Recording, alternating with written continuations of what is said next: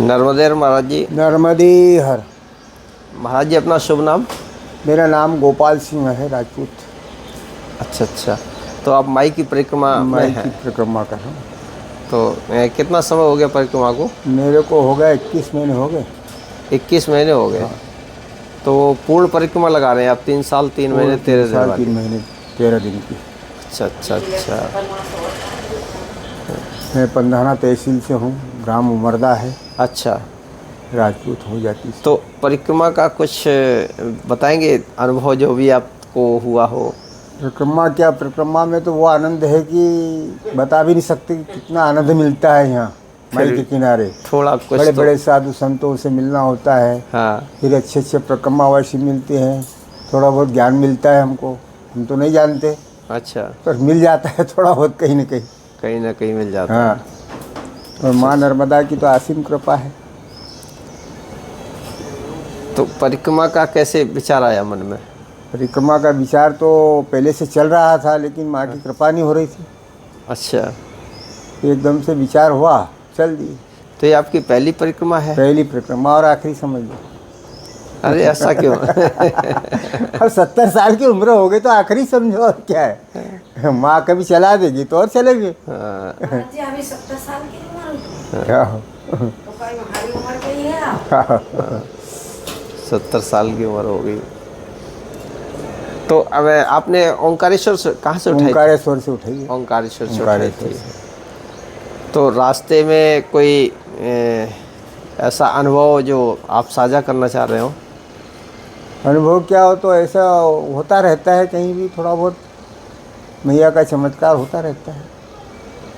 कुछ एक आध चमत्कार के बारे में बताइए ना मैं महाराज। वो वहाँ बादल जो है, बादल अपने मध्य प्रदेश का बादल गांव है जी। वहाँ पर रुके थे हम। हाँ। वहाँ एक पहाड़ी है, उस पहाड़ी पर गए चढ़ने हम। जी। वहाँ दर्शन करने गए। हाँ। तो ये समझ लो कि वहाँ मेरे को तो ये भी ज्ञान नहीं कि मैं कैसा ऊपर पहुँच गया। अरे इतना वहाँ का शक्ति इतनी भारी है कि मत पूछो। अच्छा अच्छा। वो मेरे को खींच के ले गए, और मेरे साथ के 4 नीचे है, वो आधी दूर भी नहीं आया, मैं ऊपर पहुँच गया अरे शिखर पे। अरे वाह। और ये इतना रास्ता था, बीच में इधर खाई। मेरे को तो कोई सूझ नहीं है कि कौन ले गया। जब वहाँ गया देखा, अरे मैं तो पहाड़ी पहुँच गया। वहाँ पूजा पाठ किया। तो ये आपका पहला चतुर्मास है? नहीं, है दूसरा चतुर्मास। दूसरा। पहला कहाँ किया? पहला लाड़वी किया, महेश्वर मंडलेश्वर के बीच में है लाड़वी। हाँ हाँ। बालीपुर आश्रम है, अच्छा अच्छा। बालीपुर वालों का, वहाँ पर किया था? वहाँ पर किया। अच्छा अच्छा अच्छा। वहाँ भी माता महेश्वरी का मंदिर था। हाँ। और भोलेनाथ का मंदिर था। तट अच्छा था वहाँ भी। अच्छा। और यहाँ तो 6 महीने हो गए। हाँ, 6 महीने। खूब आनंद आनंद ले रहे हैं यहाँ तो। अब देवउठनी एकादशी से ही शुरू होगा? हाँ, नहीं, पूनम के बाद, पड़वा के दोष 11 से। 11 के बाद जो पूनम आती है ना, हाँ हाँ। उसके दूसरे दिन से अच्छा पड़वा के अच्छा। रोज। ये चलिए महाराज जी, बहुत अच्छा लगा आपसे मिल करके। और परिक्रमा क्या है, परिक्रमा तो अपने को कोई भी स्वार्थ नहीं इसमें, ये तो देश हित के लिए कर रहे हैं। अच्छा अच्छा। पूरा पुण्य देश हित को ही दे रहा हूँ मैं। भैया को छोड़ देता हूँ वहीं डेली। अच्छा, मेरे को कुछ नहीं चाहिए। फिर भी परिक्रमा क्या हो रही, यही बहुत बड़ी बात। क्या अभिलाषा क्या है आप? कोई अभिलाषा नहीं, केवल हमारा देश सुरक्षित रहे, बस ये मेरे को तो अभिलाषा है बस। अच्छा अच्छा। बस और कुछ। देश सुरक्षित रहे। मैंने तो अभी तक किसी से मांगा भी नहीं, बिना कहे मिल जाता है माँ की दया से। बिना कहे एक टाइम भोजन करना है, करना है। अच्छा, एक ही टाइम भोजन करते एक हैं? टाइम भोजन। अभी तो नवरात्रि तो बिना फरियाल बिना भोजन की चल रही है। बिना फलाहार बिना भोजन? हाँ। फलाहार भी नहीं ले रहे? नहीं, अरे सावन का महीना भी वैसे ही गया है। अच्छा। दूध छाछ वगैरह मिल जाता है, छाछ वगैरह मिल जाता है, दूध मिल जाता है। अच्छा अच्छा। थोड़ा बहुत चलता रहता काम। मैया का जल है। मैया का जल। एक कमंडल जल पी लो सुबह से की छुट्टी। अच्छा, मैया का जल पीने से भी भूख शांत हो जाती है? बहुत कुछ मिलता है उससे। अच्छा। मैया का जल तो वो है कि अमृत है वो तो। मैया का जल पीने से ही भूख भग जाती है। अच्छा, तो ये साधु संत जो परिक्रमा कर रहे हैं या घूमते हैं कि 3-3 साल से कुछ नहीं खाया, तो मैया का जल पीते रहो, चलते रहो? चलते रहो, जल में बहुत बड़ी ताकत है माँ की। अच्छा। मैया के जल से क्या नहीं मिलता, जो मांगोगे वो मिल जाएगा, जो बनाना चाहोगे वो बन जाएगा। आपने कोई ऐसा अनुभव प्राप्त किया? अनुभव ऐसा तो नहीं किया है, पर वो थोड़ा सा किया है। अच्छा अच्छा। एक रोज़ मतलब मैं सुंदरकांड कर रहा था हाँ। और अचानक दीपक में घी खत्म हो गया। मैंने जल डाल के दीपक जलाया तो जला दीपक मेरा। अच्छा, दीपक में जल डाल दिया तो जलता रहा वो दीपक? जला, मैया का नाम लेके हाँ। मांग के कि मैया एक मुझे यहाँ घी की ज़रूरत है। दूसरे रोज़ डाला फिर ले जाके मैया ने। अच्छा अच्छा अच्छा। मेरे साथ में एक और थे, संत थे यहाँ के, तुम्हारे होशंगाबाद के, रिटायर्ड पुलिसकर्मी थे वो। अच्छा। एक और महात्मा जी हमें मिले थे महाराज जी, हम उनका वीडियो बनाए थे, वो मैया के जल से ही दीपक जलाते थे। जलता है ना? हाँ महाराज जी जलता है। भगवान अच्छा। मैंने खुद ने जलाया ना। आपने खुद जलाया है? हाँ। मैया के जल तो जो मांगोगे वो मिल जाएगा। मैंने बोला ना आपको, जी। देना पड़ेगा, किधर से भी देना पड़ेगा उसको वापस देना पड़ेगा। हाँ, नहीं तो तुम्हारे को कुछ भी नहीं मिलना है।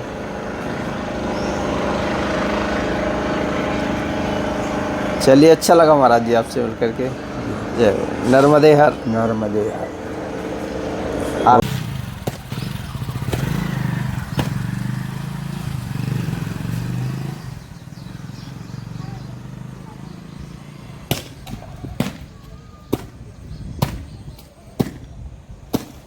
नर्मदे हर।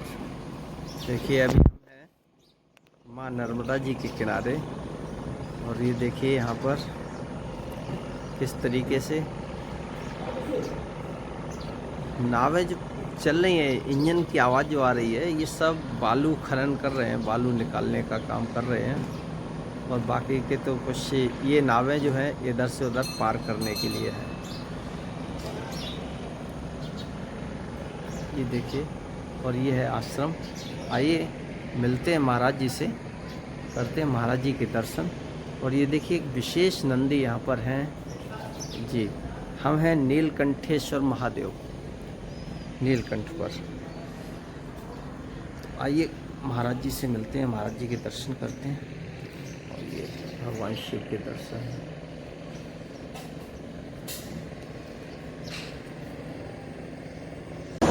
महाराज जी नर्मदे हर। नर्मदे हर। महाराज जी अभी तो चतुर्मास चल रहा है, जी हाँ। तो चतुर्मास के बारे में कुछ? चौमास ये ऐसा गुरु पूर्णिमा से हम लोगों को 4 महीने का अनुष्ठान चलते रहते हैं जी। तो 4 महीने हम कहीं नहीं जाते, एक स्थान पर रह के अपने अनुष्ठान करते रहते, अपनी मस्ती में मस्त रहते, जनता से कोई संबंध नहीं रखते हम लोग। अच्छा अच्छा। इसलिए नहीं रखते कि 4 महीने हम लोगों के लिए भजन कीर्तन के लिए है, बाकी 8 महीने के लिए आम जनता आती है उसके लिए। जी। तो यहाँ जो अनुष्ठान का, जैसे सावन में आपका शिव जी को हम लोग मनाते हैं, जी। माधव गणेश जी को मना लेते हैं, जी। कुआर के अंदर मतलब कि आपके ये माँ भगवती को मना लेते हैं, जी। कार्तिक में स्वामी कार्तिक मना लेते हैं। क्यों, हम शिवपंथी लोग हैं इसलिए हम चारों को मनाते हैं, और 4 महीने हमारे लिए उन्हीं को अर्पण है हमारे। अच्छा। बाकी 8 महीने आम जनता के बीच में हम जा सकते हैं, 4 महीने हम कहीं नहीं जाते हैं। कहीं नहीं जाते? हाँ, 4 महीने हम हमारे जो शिव परिवार उसकी हम जो भी साधना हमसे होती है समय के साथ हम कर लेते हैं। जी जी। अच्छा अच्छा अच्छा। तो ये चतुर्मास का है? जी हाँ। तो महाराज जी जैसे चतुर्मास के समय, अच्छा, माई की एक उत्तर वाहिनी परिक्रमा होती है, तो उत्तर वाहिनी परिक्रमा के बारे में हमारे कुछ दर्शक जानना चाह रहे हैं कि उत्तर वाहिनी परिक्रमा का महत्व क्या है, और ये कब होती है, और किस किस स्थान पर होती है? इसको माँ नर्मदा जी की जो कहते हैं कि पंचकोशी के नाम से जानी जाती है। जी। पंचकोशी के नाम से ये जो चतुर्मास समाप्त होने के बाद जब देव हमारे उड़ जाते हैं पूर्णिमा के बाद उसकी परिक्रमा चालू होती है। अच्छा। उत्तरायण इसलिए परिक्रमा मानी जाती है, उत्तर में हमारे देवी देवता का वासा है।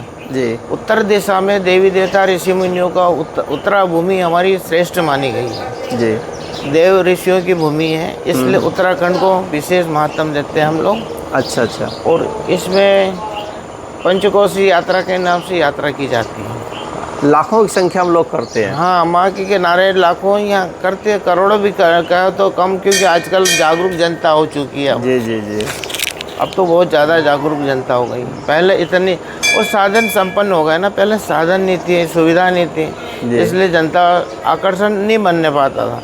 अब तो हर व्यक्ति माँ नर्मदा के किनारा आना चाहता है। हिंदुस्तान का जितने भी प्रांत है करीब करीब प्राय सभी आना चाहते हैं माँ के किनारे पर। जी।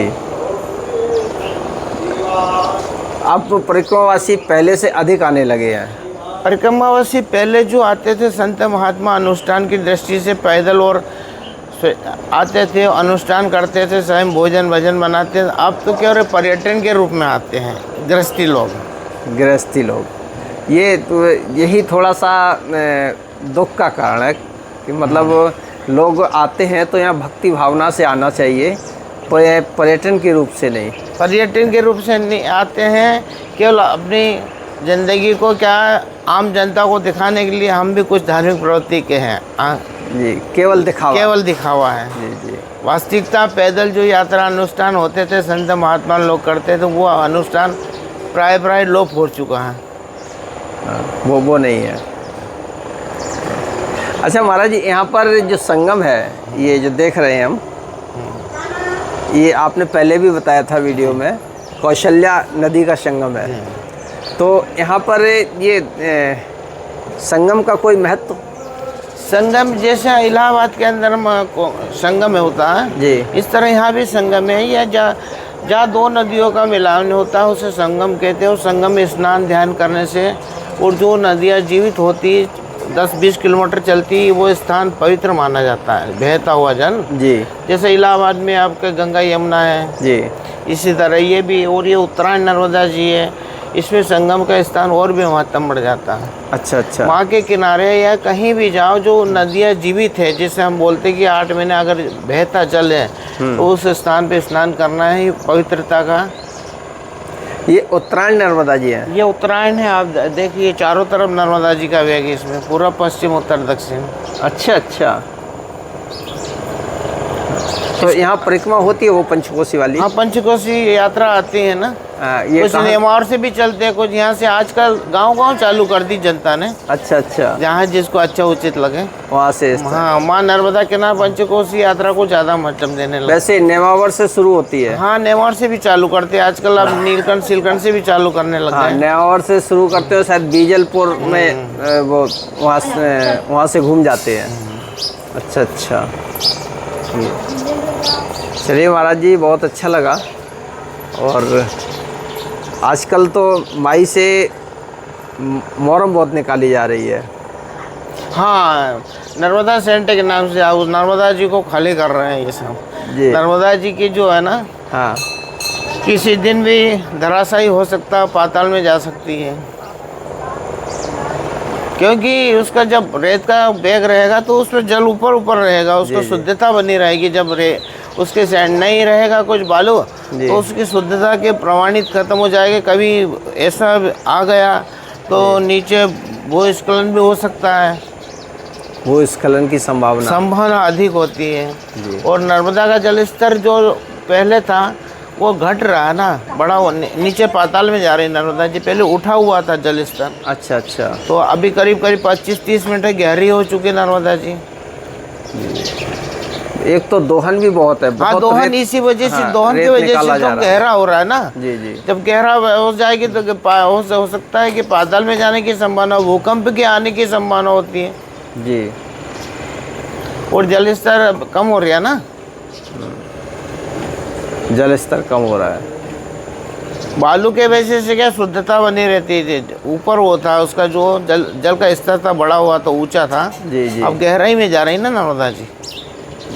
किसी वस्तु को गहराई मिलेंगे तो फिर क्या होगा उसका।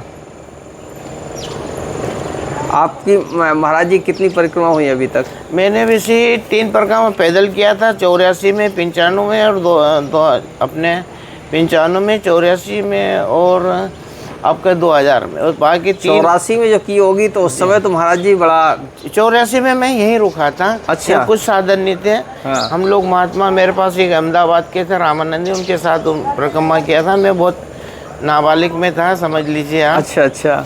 वो रामानंदी संत थे जी। तो पैदल यात्रा की। उस समय हमको कोई लाइट नहीं था, कोई लकड़ी कंडे चुनते थे जंगलों से। जी। गांव से सदारत मिलता था, पा लेते, जंगल में रहते थे और अपने लाइट के लिए केरोसिन वगैरह कोई साधन, मोमबत्ती वगैरह ऐसा रखते थे हम लोग। अच्छा अच्छा। जूते चप्पल नहीं पहनते थे, नंगे पैर? हाँ, नंगे पैर चलते थे। उस समय क्या था कि गांव के अंदर में कच्चा अन्न मिलता था, पका हुआ भोजन नहीं मिलता था। अच्छा अच्छा। अन्य क्षेत्र में। हाँ। तो वहाँ से लाके फिर जंगल में कंडी लकड़ी रहती थी जी। तो उसमें बना के पा लेते। तो जंगल में पेड़ के नीचे सो जाते थे, कहीं शमशान घाट में सो जाते थे। तो उस समय तो बहुत कठिन की परिक्रमा थी। तो जभी तो जितनी तप करोगे उतनी तो मेहनत करोगे उतना तो फल मिलेगा। तो ऐसा उस समय तो ऐसा कई बार ऐसा हुआ होगा कि महाराज जी कुछ मिला ही नहीं तो भूखे सोना पड़ा हो। नहीं, प्रकृति ऐसा नहीं सोने देती। वो तो माँ है, बहुत दयालु है। कभी कभी 7-8 बजे कोई आ जाता अचानक, बोले आपका भोजन प्रसादी हुआ नहीं हुआ, क्या हुआ, क्या व्यवस्था है। तो वो क्या, अभी भी मेरी माँ का बोलता, अभी चक्के का आटा बना है, अभी लाते 2 टिक्कड़ बना के पाओ, सो भूखा नहीं सोने देती माँ नर्मदा कभी।